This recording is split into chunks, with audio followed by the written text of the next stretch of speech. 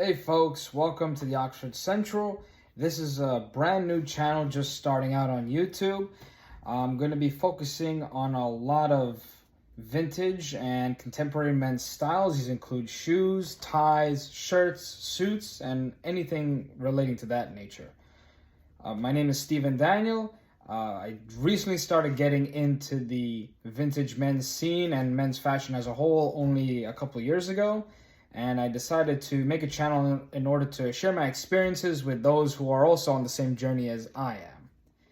Now, I do focus a lot on shoes, and I know that a lot of people are starting to buy more and more vintage pairs or just go out to Goodwill and other thrift stores and buying pairs that are just for themselves rather than going to buy a brand new pair of shoes that will set you back at least $200 or $300 if you want a quality pair. So without further ado, let's just get into it. This is just going to be episode 1. And today I'm going to be featuring a vintage pair of wingtips that I recently bought from eBay. And they're by Portage. And if you look closely, I'm not too sure if you can see it there. They're Portopedic. And if I'm not mistaken, Portopedic was the precursor to Portoped, which was a type of dress shoe made by Portage probably around from the late 1930s to about the 1950s. I actually have a better looking pair, to say the least, right here. These are from the 1950s, and these are the cap-toe Oxfords that you see every day in business wear, and these are actually my favorite shoes, and they even have spade soles, something that you don't see every day. Now, this particular pair of wingtips are in really beat up shape, you know. If you could just, again, look at the inside, the whole lining is starting to come out. You also have here a lot of cracking on the inside. If you look on the side, the leather has started to crack, started to chip away. This pair needs a lot of work. And oh look, spade soles. Again, something you don't see every day. And me personally, as a vintage guy, I love spade soles. Now, if you would look at the bottom, as if you weren't doing that already, these are golf shoes. These shoes are vintage old pairs that you would wear to a golfing game. You definitely would not want to wear these to a football game, I'll tell you that much. Now, these shoes are actually my own pair. I bought these for me to wear. However, from the pictures, and here's a tip for those of you who are shopping on eBay, make sure you look at the pairs that are being sent to you. Look at the condition of the shoes that you want.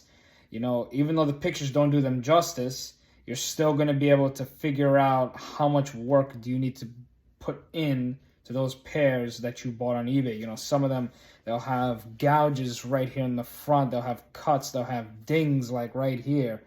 And these are, if you don't know what you're doing, you could set you back quite a lot. And if you're a guy like me, where you repair your own shoes and you're able to sand and recolor them, you definitely have to be careful because these are vintage. Obviously, you can't just go to the store and buy something like this again. Once you damage them thoroughly and completely, you will not get these back at all. So I just cleared out this pair. I just cleaned it out. As you can see on the back, in the background, I use Saphir Renovateur, and the purpose of this is to nourish the leather. Now, leather is a skin. I think we often forget that. Leather is a skin, and just like our dry skin, we need lotion to make sure that it's, you know, well nourished, it's healthy looking, and most importantly, it can bend. Now, look at this, right? Did you hear that? The leather on these are so stiff, and I'm not too sure if that's because of the thick sole on these, but the leather on this is so stiff that I actually had to put effort in to bending this. Now, if you would look, let's go back again to our vintage pair of Portage Portapeds. Look at this. Look how easily that flexes. I'm barely putting any pressure and it's already doing it. Now let's just put this back in. That's a sign of a healthy shoe, as an oxymoron that would sound.